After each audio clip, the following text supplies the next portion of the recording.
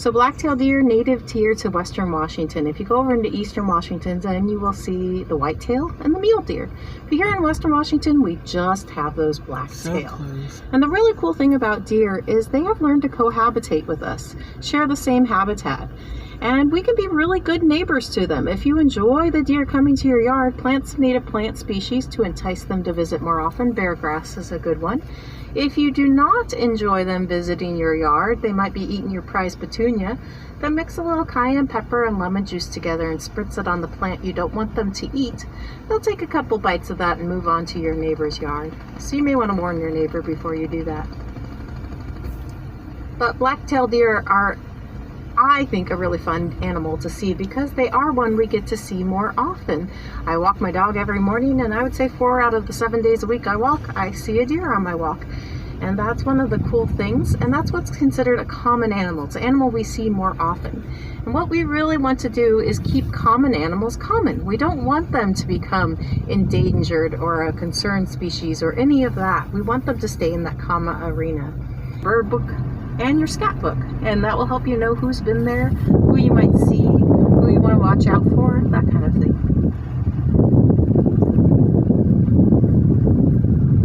And we are going to head out of our grassland and move into a forest. As we do that, I will slow down a bit because in the forest it's a little harder to find the animals. All animals are looking for food, shelter, water, and space in their habitat. And this forest provides a lot of shelter for those animals. Shelter from the sun, shelter from the rain, and the animals we're seeing today are prey animals. Easy way to remember what a prey animal is they are the ones preying, they don't get eaten.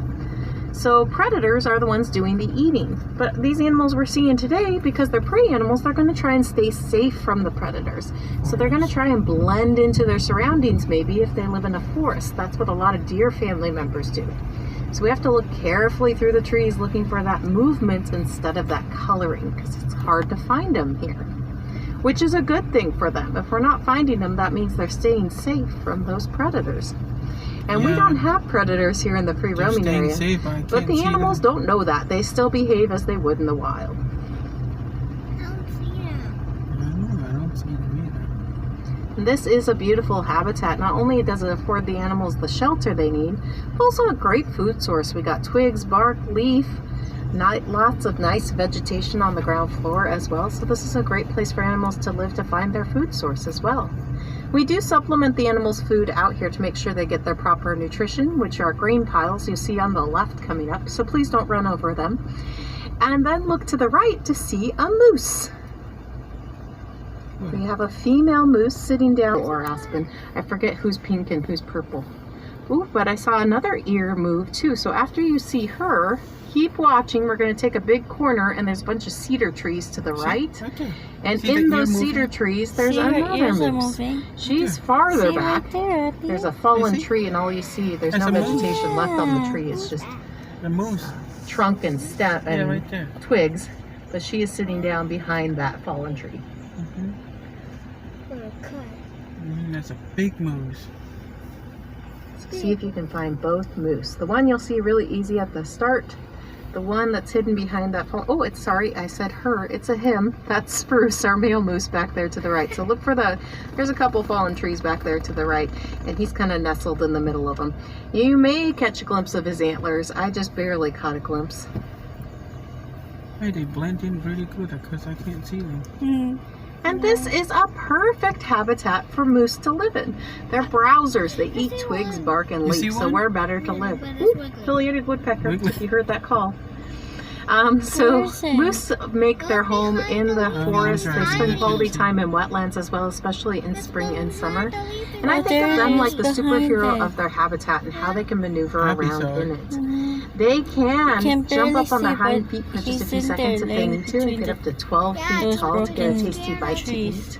Usually they're about 6 feet tall to their shoulders, which again affords them the ability to get to that twigs, bark, and leaf a little easier. They're pretty much all legs, and those long legs help them traverse through the forest over fallen logs, wade out in the muck and mire of the wetlands, dive deep into the water to get to aquatic vegetation to munch on, and swim faster than a man can paddle a canoe. Now you understand why I think of them as the superhero of their habitat. They're just amazing in how they can maneuver around in the forest and the wetland. And we do have moose here in Washington. They weren't being regularly spotted until about the 1950s, and their numbers have been slowly coming up over the years. Historically, we were not a moose state, so it wasn't until then that they kind of moved in. And they are moving into eastern Washington from Idaho and British Columbia, and they're coming into areas that have been devastated from logging and fire, which most animals do not do well with. They move out, in fact, because they don't have what they need in that habitat. But the moose have found that new growth that comes up after That's why that you logging need to and see fire is a very tasty morsel for Right them. down there, you So should that has have, provided them their food, and also see because everyone animal. else has vacated the area, it has also provided them their space. Smoke. So they're finding two of the main ingredients to make the perfect habitat for them. So they are moving on in. You look on your left.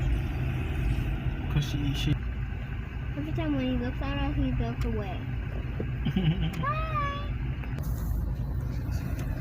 Don't stick your head out.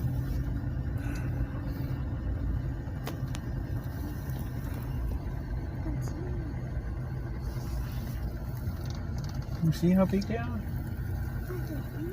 Yeah, they're eating grass. And they're taking it and they're doing the shade.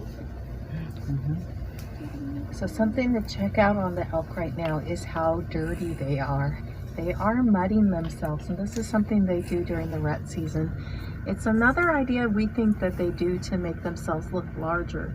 If they mud the lower half of their body, the upper half of their body Right. will obviously look larger. It's kind of like when a man wears a tuxedo, black pants, white shirt, makes the chest look broader. So that is our idea of why they do that. I mean, they can't tell us why they do what they do, but that's our assessment of it. Old bison bull coming up on our left. Oh, and our mountain goats are on the other side of the meadow too. So everyone's in the meadow today. So make sure you're checking everything out. We're just gonna roll super slow through here because they're everywhere. Now, our guy who thinks he's the dominant bull right now, he's a little ahead of the season, is up in front of us, and he needs to learn a thing or two because he's just herded half the herd. He's left half the females behind. So he hasn't quite figured that one out. Oh, here comes the rest of them. So we have our There's another elk place calves over that are in the group right in front of me too, so you'll get a chance to see them as well. And there's just bison bulls throughout the meadow. So there's one directly to my left, there's one up ahead to the left, and then we have another bison bull coming up ahead to the right in the far distance too. So much going on. This is just crazy.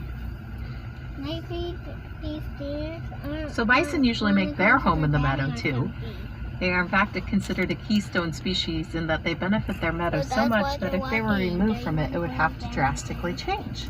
And they benefit just by being a bison. They roam around the meadow, they walk around the meadow, and they're the largest land mammal in North America by weight. So as they walk around the meadow, they till the soil with their hooves, which is really good for the meadow. And the bison bulls are What part of bellowing. you don't stick And it anything looked out like on our your elk bull sunroof was going to and you bugle. understand? Currently, I think he's just phlegming. And that's how he smells through what's called his Jacob's organ. You may have seen your cats at home do There's this, where they another bison open their over there. mouth as they smell. They're doing the same thing. It allows you to smell hormones. They're running. So when you see them doing that, that's what they're doing. The bison is walking towards us. But be listening, because I was hearing the bison bellow, so it kind of sounds like a growl. There's a bird. You see those animals? Those are the elk. Maybe they're not walking to the valley. You say hello to the bisons over there on your right? Maybe the kid is walking to his bed. Right there. And I'm trying to pick up the pace just so I can kind of herd the elk so that they don't cross the road. So that's why I'm going a little faster here, just so everyone gets to see them. This one's getting closer. West, you usually find them on the edge of a grassland in the forest. Perfect place for them to live. Man, these And we animals do are want to really... keep nice and quiet so we don't scare them, because we don't want to scare them into the bison herd. The bison are still in their rut, so that could be dangerous.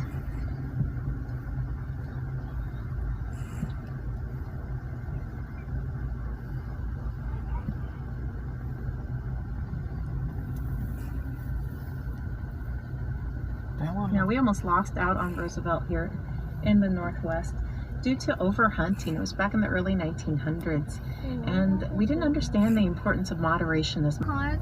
We can do the same thing Theodore Roosevelt did. We may not necessarily be able to make a national monument or a national park, but we Yeah. can turn our backyard into a backyard habitat to keep those animals safe and give them a safe habitat to live in. All you have to do is provide food, shelter, water, and sanctuary. You can even get a little plaque for doing it.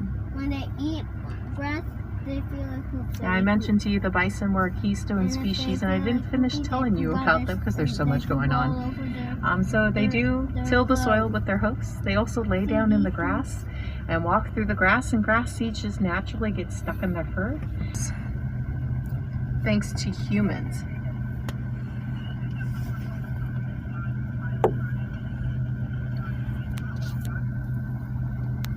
So how they ended up there was hunters